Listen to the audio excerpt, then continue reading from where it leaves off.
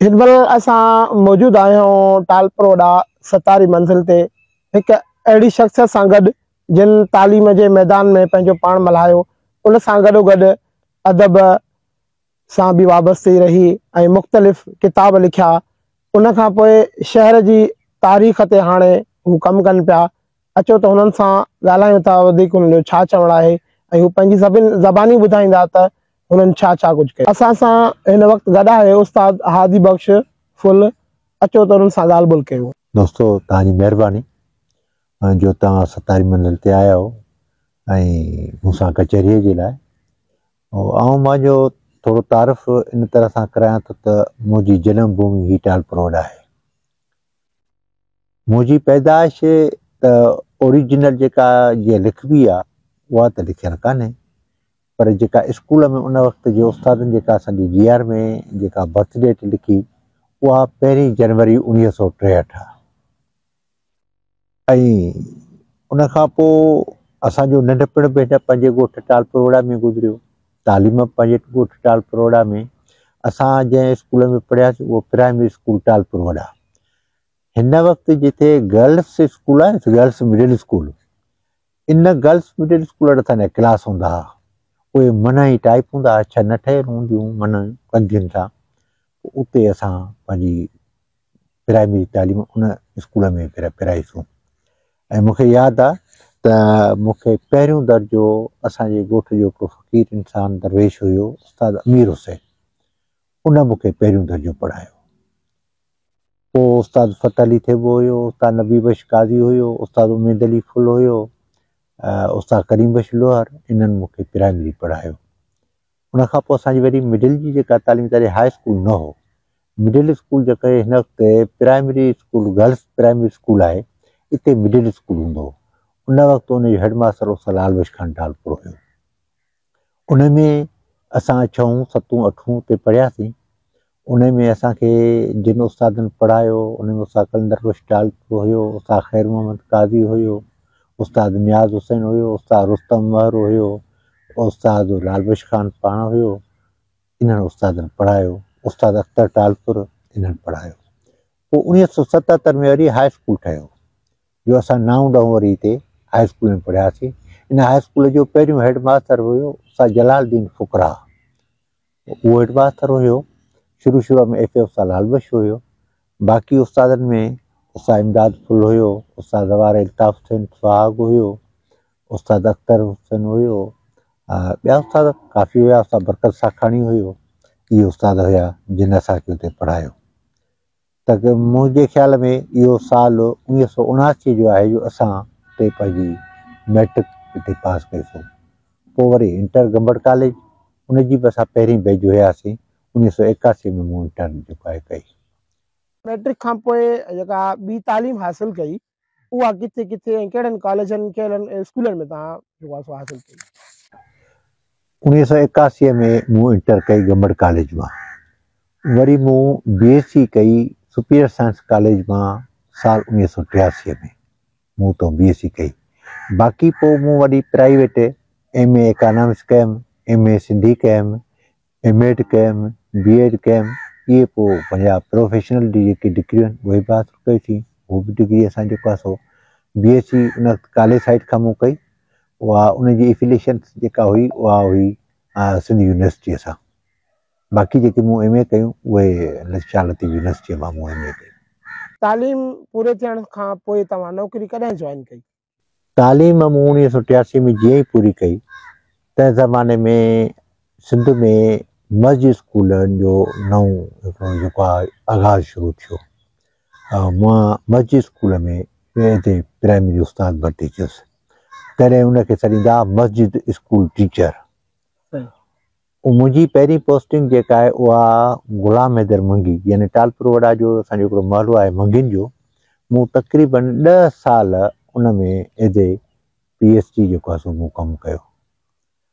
उन खां पोइ 1993 में वरी मां जीअं HSC थियुसि त मुंहिंजी पहिरीं posting Abdurrahim Khaskheli middle school Abdurrahim ख़ासकिलीअ में। उन खां बाद हिकिड़ो साल मां झंडे मशाक में रहियुसि।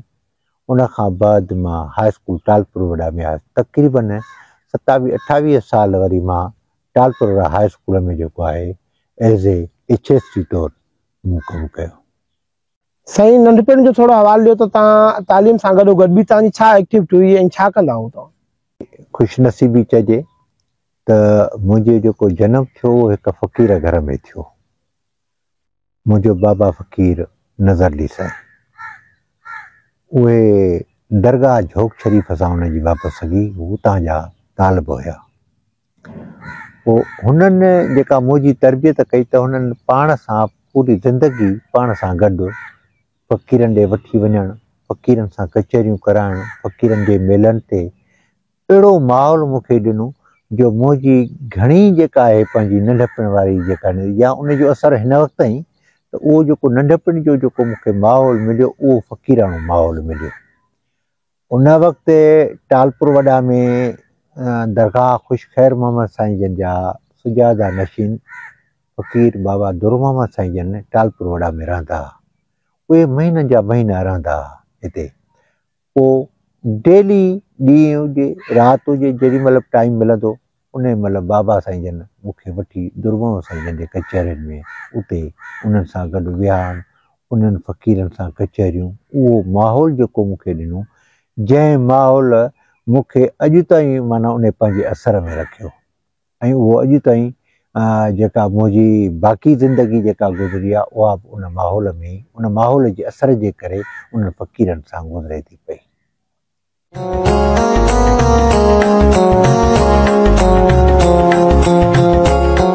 अदब जो तव्हांखे कीअं शौक़ु पैदा थियो? उन शोबे में तव्हां केतिरो कमु कयो, उन जे बारे में कुझु ॿुधाइजो।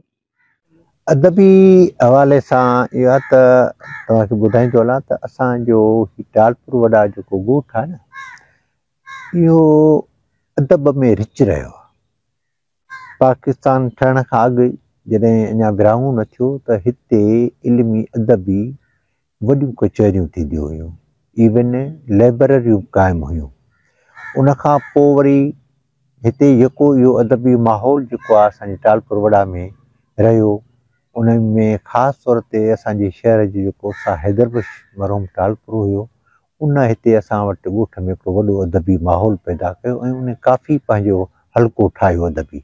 पोइ उन अदबी माहौल जेको आहे असां ते एतिरो असरु कयो जो असांजे ॻोठ में काफ़ी उन वक़्तु जेके नौजवान हुया उहे अदबी लाड़ो अदबी रुझान रखंदा हुया।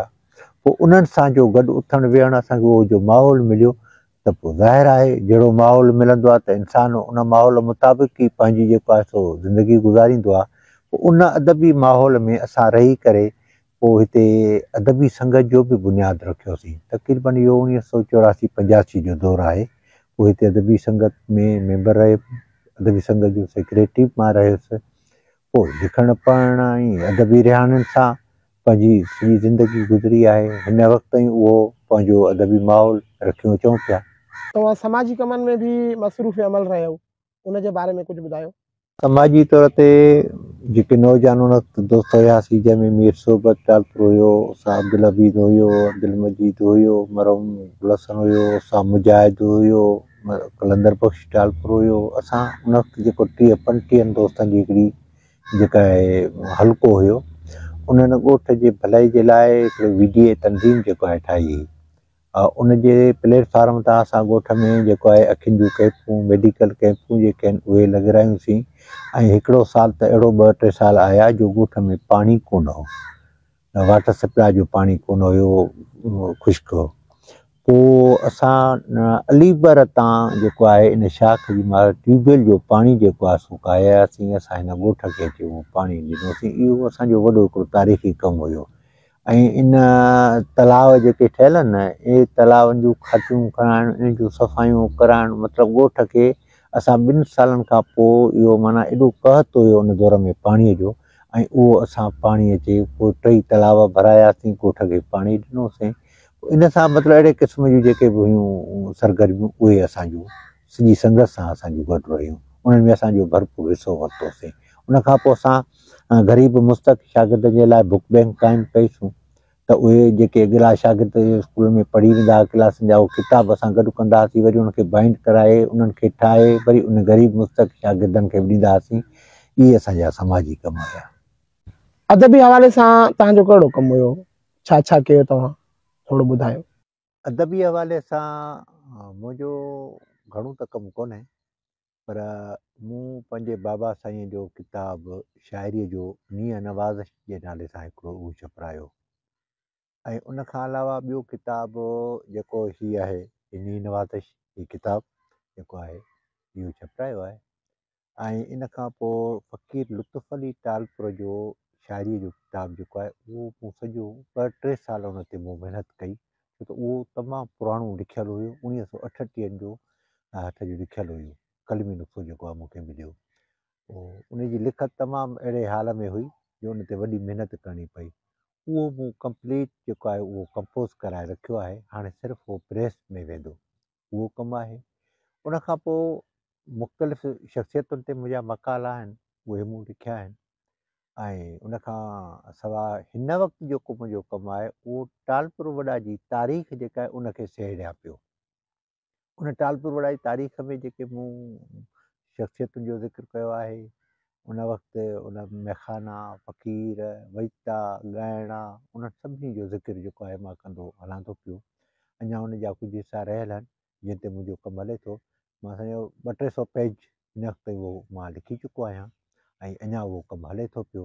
बसि दुआ कयो त इहा मां टालपुर वॾा जी तारीख़ जेका आहे उहा सही माना में सहेड़े वञा, त इहो मुंहिंजे लाइ हिकिड़ो वॾो कमु हूंदो। छो त टालपुर वॾा जी तारीख़ इहो ॾुख बि आहे त असांजे ॻोठ में अदीब बि ॾाढा रहिया, पर उन बाक़ाइदे जेको आहे टालपुर वॾा जी तारीख़ कंहिं लिखी कान्हे का। ऐं उहा हिन वक़्तु जेको आहे मूं कोशिशि करे ऐं काफ़ी उहा मुस्तनद आहे, काफ़ी मुस्तनद आहे, छो त मां उनखे पंहिंजो रखियो आहे, फेसबुक ते रखंदो थो वञा। पोइ उन में जिथे बि के शयूं वधीक मिलनि थियूं पियूं, दोस्त पढ़नि था, राया ॾियनि था, त उन्हनि जी रहनुमाई थिए थी त माना शयूं कुझु क्लियर ईंदियूं वञनि थियूं पियूं, उहा मां तारीख़ लिखां थो पियो। मुंहिंजे ख़्याल में मुंहिंजे ज़िंदगी जो इहो वॾो मुंहिंजे लाइ एज़ाज़ बि आहे त मां टालपुर वॾा जी तारीख़ जेका आहे उहा लिखी पूरी कयां। साईं, औलाद अलाह जी नेमत आहे, उन जे बारे में कुझु ॿुधायो। तव्हां केतिरी औलाद आहे, घणो फर्ज़ंद आहिनि, घणियूं न्याणियूं आहिनि, उहे महिल छा पिया कनि? अल्लाह साईं जा लख अहसान, अणगणिया अहसान। मूंखे औलाद में 2 फर्ज़ंद आहिनि, 2 न्याणियूं आहिनि। मुंहिंजो वॾो फर्ज़ंद जेको आहे मंसूर, उहो बैंक अलाबी में हिन वक़्तु मैनेजर आहे। ऐं ॿियो नंबर राशिद जेको आहे उहो गिम्स जे मेडिकल कॉलेज में विजिलेंस ऑफिसर आहे। अलाह जा अहसान आहिनि, उन्हनि जूं शादियूं थियल आहिनि, न्याणियुनि जूं शादियूं थियल आहिनि। अलाह जा करम ऐं अहसान आहिनि, उहे पंहिंजे रोज़गार सां ऐं अदब में उहे आहिनि। हीअ अलाह जा अहसान आहिनि। साईं, तव्हांजी वापसगी जेको आहे कहिड़ी दरगाह सां आहे, उन जे बारे में साईं कुझु थोरो ॿुधायो। सॻी दरगाह जोग शरीफ़ आहे। मुंहिंजो बाबा साईं बेतालिब उतां जोग शरीफ़ जो हुयो। उन वक़्तु जेको सुजादा नशीन हुया हज़रत साहिब करीम साईं अब्दुल सत्तार शाह सानीअ जन, उन जा तालिब हुया।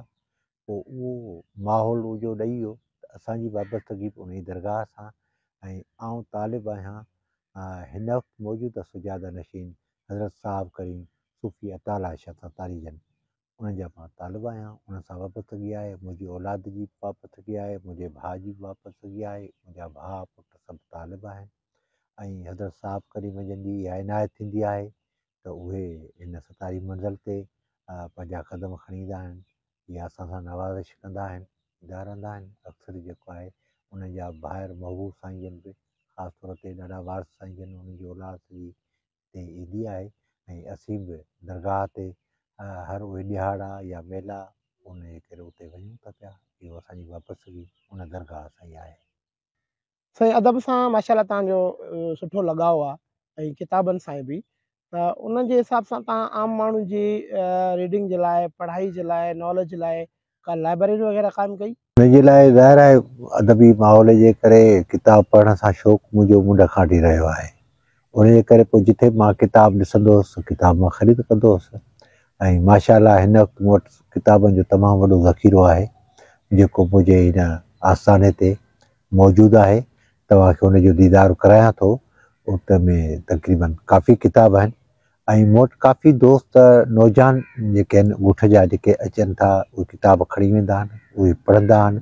ख़ासि तौर ते जेके MA कनि था या MPhil कनि था, PhD कनि था पिया, ऐं उहे ईंदा आहिनि, पढ़ंदा आहिनि, ऐं उन्हनि जी वक़्तु ब वक़्तु जेका आहे उहा मुंहिंजी लाइब्रेरी ऐं मां हू रहनुमाई हासिलु कंदा आहिनि। आख़िरी सवाल इहो आहे त असांखे इहो ॿुधायो त तव्हांजो पसंदीदा शाइर उहो कहिड़ो आहे? हूअं त मूंखे सिंध जा सभु जेके बि क्लासिकल शाइर आहिनि उहे ॾाढा वणंदा आहिनि, पर मां जेको वधीक मां लाइक कंदो आहियां, मूंखे जेको शेर वणंदो आहे उहो भिटाईअ जो वणंदो आहे। शहंशाह भटियाई जी जेका शाइरी आहे उहा एॾी त जाबे इंसान जी ज़िंदगी जी तर्जुमानी थी करे जो उन में इंसान जी पूरी ज़िंदगी समायल आहे। तंहिंजे करे उनजी शाइरी मूंखे तमामु बेहदि वणंदी आहे, ऐं उहो तक रिसालो मुंहिंजे सेरांदीअ खां हमेशह पियो हूंदो आहे। पोइ जेॾी महिल बि टाइम मिलंदो आहे, राति जो त ख़ुशूसी तौर ते मां ज़रूरु उन मां कुझु शेर पढ़ी ऐं पोइ आरामी थींदो आहियां। त हज़रत शाह अब्दुल लतीफ़ भिटाई जी शाइरी जो मूंखे इंतिहाई जेको आहे सो उनजो शेर वणंदो आहे। सर, तव्हां सां जेका रूह रिहाइण ते ॾाढो मज़ो आयो ऐं इलाही नॉलेज में इज़ाफ़ो थियो। उमेदु कयूं था त आईंदा बि तव्हां असांखे ईअं ई ॾसींदा रहंदो सूफ़ी शाइरनि जे बारे में ऐं उनजे किताबनि जे बारे में, अदब जे बारे में। ऐं इंशाल्लाह वरी जल्द तव्हांजी ख़िदमत में हाज़िर थींदासीं को ॿियो मौज़ू खणी। जी नाज़रीन, तव्हां हिन महिल ॾिठो असां साईं उस्ताद हादी बख़्श खां वीचार वंडिया, जिन मुख़्तलिफ़ पहलुनि ते ॻाल्हायो, अदब जे बारे में ॿुधायो, पंहिंजी ज़ाती ज़िंदगी जे बारे में ॿुधायो, उस्ताद मोहतरमनि जे बारे में ॿुधायो। उन खां बाद शाह लतीफ़ जी शाइरी जो साईं जन खे वॾो शौक़ु आहे। ऐं इंशाल्लाह जल्द वरी कंहिं ॿिए शख़्स सां तव्हांजी ख़िदमत में हाज़िर थीबो। तेसिताईं असांखे ॾींदव इजाज़त।